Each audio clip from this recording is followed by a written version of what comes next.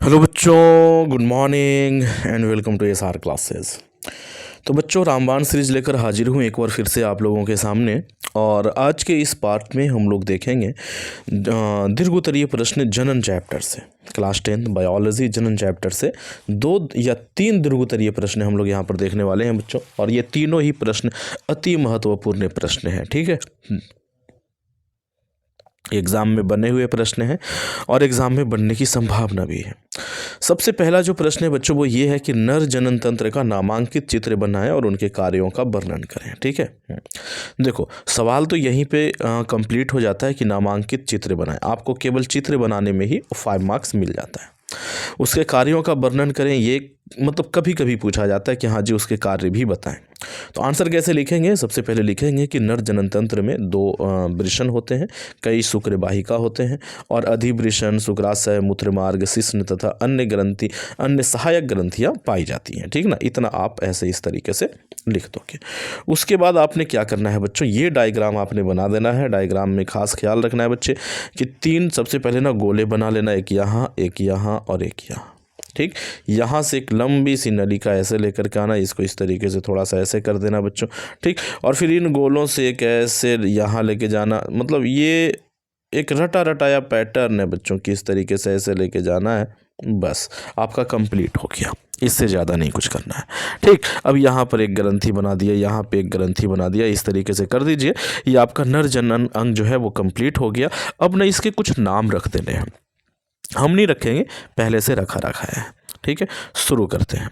ये वाला जो चीज़ है ना बच्चों, ये वृषण है, ये वृषण कहलाता है। और वृषण के ऊपर में ये ऐसे जो पट्टी जैसी संरचना दिख रही है वो अधिवृषण है। ये जो यहाँ पर है बच्चों, इसे हम कहते हैं पुरस्थ ग्रंथि, ठीक है बच्चों।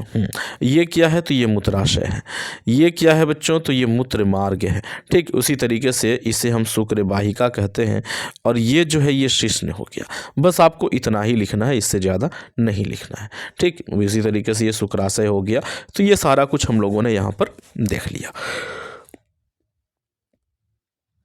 अब इसके कुछ कार्य भी देख लेते हैं। सबसे पहले वृषण का कार्य देखते हैं। तो इसमें प्रमुख हार्मोन जैसे कि टेस्टोस्टेरोन का निर्माण होता है और ये शुक्राणु का निर्माण करता है।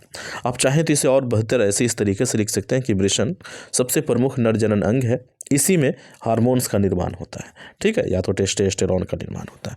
शुक्रवाहिका ये क्या है बच्चों? तो ये एक लंबी रचना है जो वृषण से मूत्रमार्ग तक फैली रहती है, इसी से होकर शुक्राणु जाता है, ठीक है बच्चों। अगर इसे कंप्लीट और डिटेल पढ़ना है ना तो वो मैंने वीडियो बना रखा है, बेहतरीन वीडियो है बच्चों, पूरे यूट्यूब पर मुश्किल से मिलेगा वैसा वीडियो, तो आप उसे ज़रूर देख सकते हैं कि किस तरीके से ये जनन अंग हमारा कार्य करता है। पुरस्थ ग्रंथि की बात करें तो जब शुक्राणु पुरस्थ ग्रंथि के समीप पहुंचता है तब इस ग्रंथि से पुरस्थ द्रव स्रावित होता है, यानी कि पुरस्थ द्रव निकलता है जो शुक्राणु के साथ मिलकर वीर्य का निर्माण करता है। और इसी द्रव के कारण वीर्य में गंध रहता है, ठीक है बच्चों। वीर्य में एक विशेष प्रकार का गंध पाया जाता है और वो गंध जो है वो पुरस्थ द्रव के कारण ही आता है। वीर्य में वैसे कोई खास गंध नहीं होता था पहले, मतलब जब वो शुक्राणु हुआ करता था तब उसमें कोई गंध नहीं होता था। अच्छा, एक और ग्रंथि होती है जिसे हम कॉपर ग्रंथि कहते हैं। इसकी नलिका मूत्र मार्ग में खुलती है। ये जो कॉपर ग्रंथि है इसकी नलिका जो है वो मूत्र मार्ग में खुलती है और इस ग्रंथि से एक प्रकार का क्षारीय द्रव स्रावित होता है। ये कैसा द्रव निकालता है बच्चों? क्षारीय द्रव। क्षारीय द्रव करता क्या है? तो ये मूत्र मार्ग की दीवारों को मूत्र द्वारा उत्पन्न खुजलाहट एवं ज्वलन से रक्षा करता है। या तो जैसे यहाँ पर लिखा हुआ है कि मूत्र मार्ग की दीवारों में मूत्र द्वारा उत्पन्न खुजलाहट एवं ज्वलन को दूर करता है और शुक्राणुओं को सुरक्षित रखने का कार्य करता है बच्चों, ठीक है। इतना कार्य किसका हो गया? कॉपर ग्रंथि का हो गया। अब हम लोग बात कर लेते हैं शिश्न का, जिसे हम पेनिस भी कहते हैं। ये क्या है बच्चों? तो यह एक मांसल बेलनाकार रचना है, मतलब कि ये केवल मांस का बना होता है और ये आकृति में बेलनाकार होता है। इसे पुरुष का मैथुन अंग कहते हैं, ठीक। ये पुरुषों का मैथुन अंग है। यही जो अंग है जो स्त्रियों के योनि में प्रवेश करता है और शुक्राणु को अंदर डिस्चार्ज करता है, ठीक है बच्चों। चलिए, तो ये हो गया नर जनन अंग। आप अगर इतना लिख देते हो 5 मार्क्स आपके पूरे।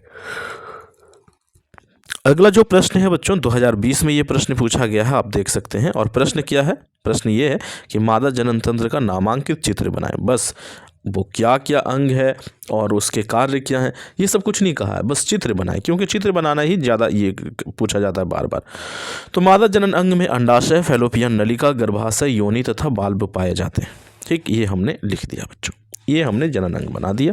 आप देख सकते हैं ये बुल लाइक स्ट्रक्चर होता है, किस तरीके से बनता है मैंने लाइव क्लास में इसे बना करके दिखाया है आप लोगों को। ठीक, अब थोड़ा सा मैं इसके नाम रख दूं। देखो यहाँ पर ये जो है बच्चे, ये क्या कहलाता है? ये अंडाशय कहलाता है। उसके बाद ये जो ऐसे नली जा रही है ना, ये नली, इसे हम फैलोपियन नलिका कहते हैं बच्चों। ये जो यहाँ पर आपको दीवारनुमा संरचना दिख रहा है, इसे हम गर्भाशय कहते हैं। और ये जो नलीनुमा संरचना है बच्चों, इसे हम योनि कहते हैं। योनि के आगे ये एक पतली झिल्ली सी लगी होती है, जिसे हम हाइमेन कहते हैं। और इसके आगे ये वाल्व होता है, वॉल्वा कहते हैं इसे। ठीक, यहाँ पे अंतःवाहिनी का शीर्ष चाहो तो लिखो, चाहो तो छोड़ो, कोई फर्क नहीं पड़ता। ठीक है बच्चों, ओके। ठीक है बच्चों, तो इतना समझ में आ गया आप लोगों को कि किस तरीके से मादा जनन अंग का निर्माण होता है। ओके, तो आपको ये केवल डायग्राम भर बनाना था। अगर आप बना देते हो तो फिर आपको पूरे मार्क्स मिलेंगे। 5 नंबर का है ये।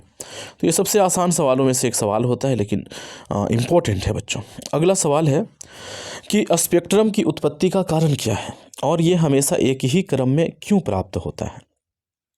तो सबसे पहले तो स्पेक्ट्रम होता क्या है, हम ये बताएंगे। तो वर्षा के बाद वायुमंडल में जल की सूक्ष्म बूंदें उपस्थित रह जाती हैं जो प्रिज्म की तरह कार्य करती हैं। ये आपको लिखना है कि वर्षा के बाद जल की सूक्ष्म बूंदें, ठीक, वायुमंडल में उपस्थित रह जाती हैं जो प्रिज्म की तरह कार्य करती हैं और सूर्य के श्वेत प्रकाश के किरणों को विक्षेपित कर वर्णपट का निर्माण करती हैं। ठीक है, अब देखो कारण क्या है, क्यों ऐसा होता है। तो हम जानते हैं कि जिस रंग के प्रकाश का तरंगदैर्ध्य अधिक होता है उसका चाल भी अधिक होता है। मतलब जिस भी रंग का प्रकाश का ये तरंगदैर्ध्य ज़्यादा हो उसका चाल ज़्यादा होगा।